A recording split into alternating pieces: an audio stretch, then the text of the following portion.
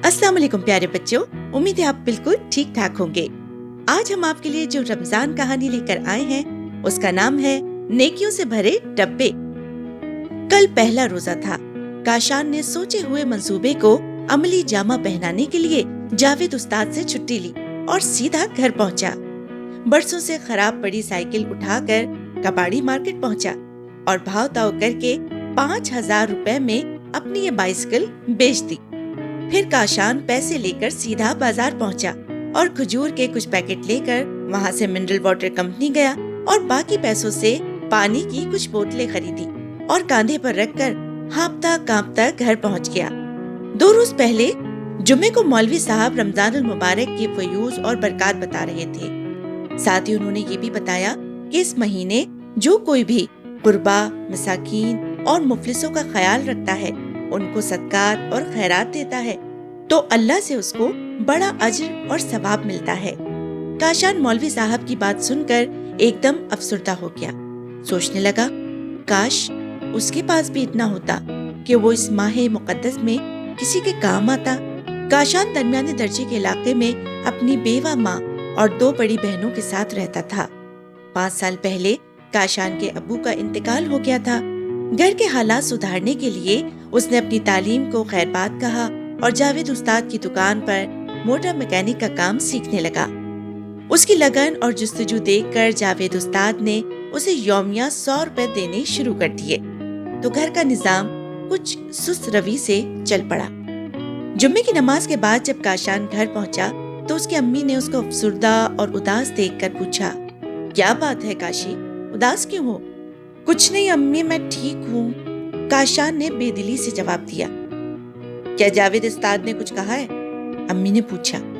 नहीं अम्मी, जावेद उस्ताद तो बहुत अच्छे हैं, वो तो कुछ नहीं कहते, काशान ने जवाब दिया। फिर तुम उदास क्यों हो?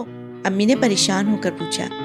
अम्मी, रमजानुल मुबारक शुरू हो रहा है और इस महीने हर कोई अपनी हैसियत के मुताबिक नेकियां समेटता है, मगर मैं, काशान ने जुमला दरमियान में अधूरा छोड़ दिया। जो साहिब हैसियत होते हैं उनके लिए ये हुक्म है, हमारी हैसियत ऐसी नहीं, अम्मी ने उसकी बात समझते हुए जवाब दिया। मगर अम्मी, मैं चाहता हूँ कुछ नहीं तो कम से कम मैं इस साल रोजेदारों को अफ्तार कराऊं, काशान ने कहा। सारी रात काशान करवटें बदल बदल कर यही सोचता रहा कि वो क्या करे जो इस दफा रोजेदारों को इफ्तार करवा सके। सोचते सोचते अचानक उसके जहन में एक ख्याल आया और काशान मुतमईन होकर नींद की आगोश में चला गया। शाम को रमजानुल मुबारक के जान की खबर जब मसाजिद से दी जाने लगी तो काशान बहुत खुश हुआ कि कल पहले ही रोजे को उसके दिल में पलती ख्वाहिश पूरी होने जा रही है। अगली सुबह काशान अम्मी और बहनों के साथ सहरी में उठा, खुशी खुशी सहरी करके रोजा रखा और नमाज पढ़कर बेताबी से शाम होने का इंतजार करने लगा। शाम के 4 बजते ही काशान खरीदी गई पानी की बोतलें और खजूर सर पर रखे शहर की मरकजी सड़क पर आकर करीबी वाक़े बस स्टॉप पर पहुंच गया और मगरिब का इंतजार करने लगा। मगरिब से पहले स्टॉप पर रुकने वाली हर बस में सवार मुसाफिरों को पानी और खजूर तकसीम करता रहा।